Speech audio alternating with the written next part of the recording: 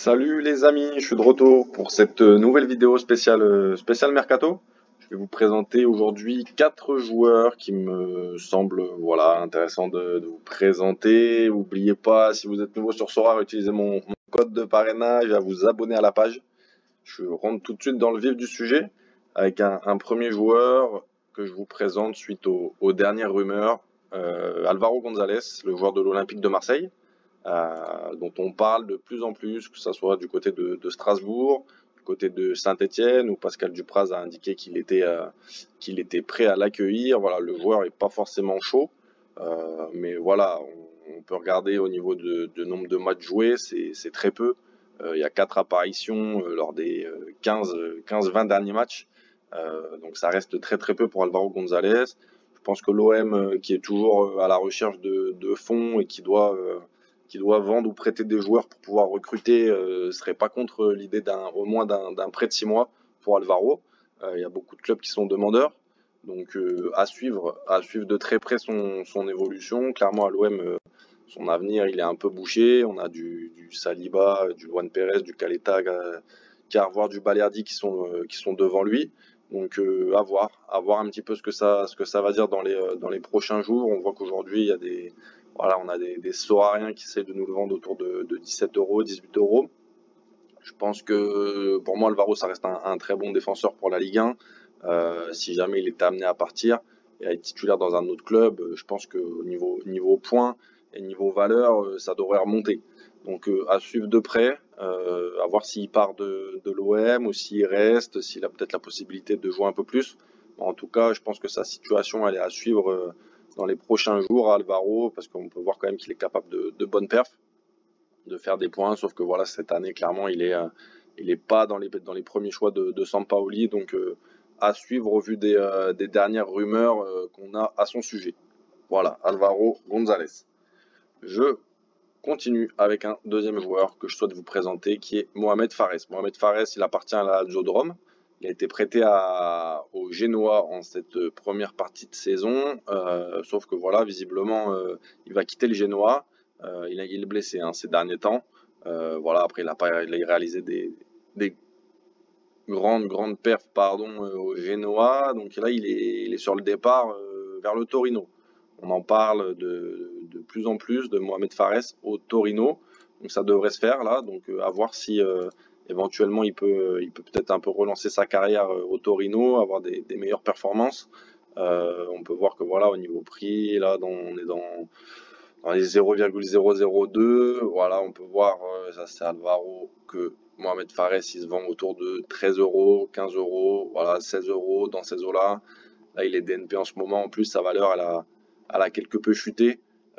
Donc, je pense que ça peut être intéressant de le suivre. Je pense qu'au niveau points, il pourra peut-être faire de meilleures performances. Au niveau valeur, s'il réenchaîne un petit peu, s'il joue au Torino, je pense que c'est un joueur qui a une valeur qui peut monter. Il est blessé. Normalement, il aurait pu être amené à faire la CAN, sauf que voilà, bon, il est blessé. Mais il va être de retour, sûrement sur un poste de titulaire au Torino. Ça reste un bon joueur qui appartient à la Lazio de Rome. Donc à suivre aussi, à suivre sa situation. En tout cas, c'est quasiment fait au niveau du Torino. Donc voilà, Mohamed Fares, c'est un joueur qu'il faut suivre aussi dans ce mercato et que je vous conseille de suivre. Rien si au niveau points, il peut s'améliorer un petit peu en termes de performance au Torino et peut-être en valeur aussi, notamment grâce à son transfert et suite au fait qu'il ait été DNP et qu'il soit DNP ces derniers temps. Je pense que sa valeur elle peut remonter. Donc voilà, à suivre. Pour Mohamed Fares. Troisième joueur, les amis, que je vous présente aujourd'hui, que vous connaissez peut-être pas, c'est Mamadou Karamoko. C'est un attaquant qui évolue en Autriche, qui fait des très bonnes performances. Voilà, il est capable de marquer des buts et clairement, il est suivi.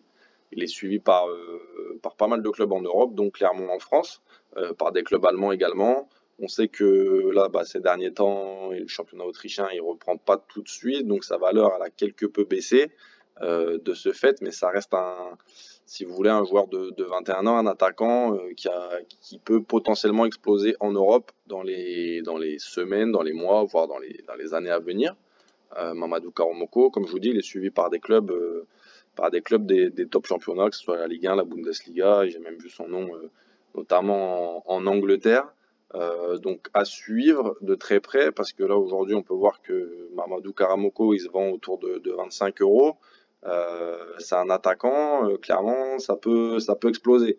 Ça peut exploser, il fait quelques bonnes performances, il marque quelques buts, on connaît un peu la valeur, la valeur de ce type de joueur. Quand ils arrivent dans des championnats de premier plan, ça peut clairement exploser. Là, il joue en Autriche, il est clairement sur le départ, à voir si ça part lors de ce mercato ou pas. Au pire, il restera dans son club et il continuera à faire des bonnes performances et peut-être qu'il partira au mercato prochain. Mais c'est un joueur que si vous arrivez, là on peut voir, vous voyez, ces derniers temps autour de 30 euros.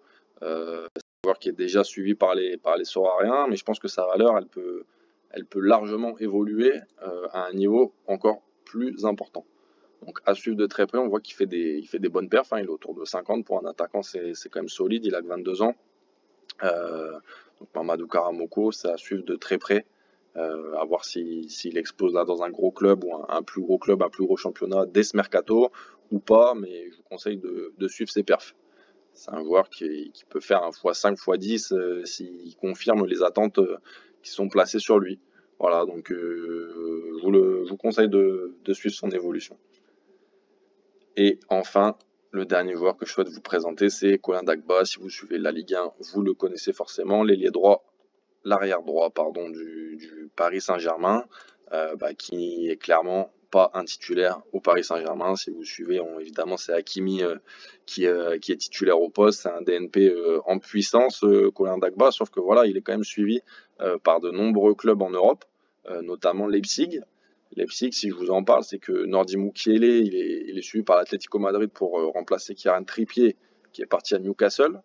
Voilà, il y a plusieurs joueurs sur la shortlist, donc Celic aussi de Lille notamment. Sauf que voilà, Colin Dagba, c'est un joueur qui va pas pouvoir, au vu de son jeune âge, rester DNP comme ça. Il voit qu'avec l'arrivée d'Hakimi, c'est clairement bouché. Il a une valeur marchande quand même assez importante. Je pense que minimum 20 millions, c'est sûr.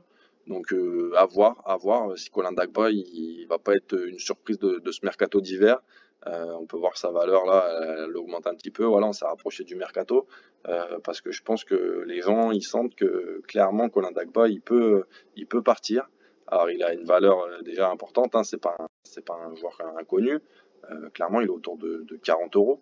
Mais à voir, parce que c'est un joueur, c'est pareil, hein, s'il devient titulaire dans un club allemand, Bundesliga ou ailleurs, c'est un joueur qui peut voir encore sa valeur augmenter. Il a que 22 ans, voilà, il a déjà quelques matchs avec lui au Paris Saint-Germain. Colin Dagba, c'est à suivre et ça peut peut-être être le moment de l'acheter. Voilà, c'est un joueur qui rentre dans les moins de 23.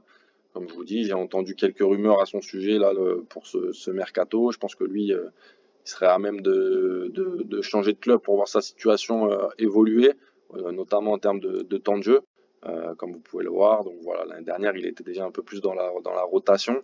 Là, avec Hakimi, clairement, il est mis sur le banc. Donc à suivre de très près ce qui concerne son évolution et un potentiel transfert ou prêt ou autre lors de ce mercato. Voilà les amis, j'espère que cette vidéo va vous donner quelques conseils. Je reviens très vite avec de nouvelles rumeurs de transfert et de nouvelles infos à vous communiquer. Je vous rappelle, voilà, si vous êtes nouveau sur Sorare, n'hésitez pas à utiliser mon code de parrainage. Ça me ferait vraiment plaisir et à vous abonner à la page. À très vite les amis, je vous souhaite une bonne fin de semaine. Ciao!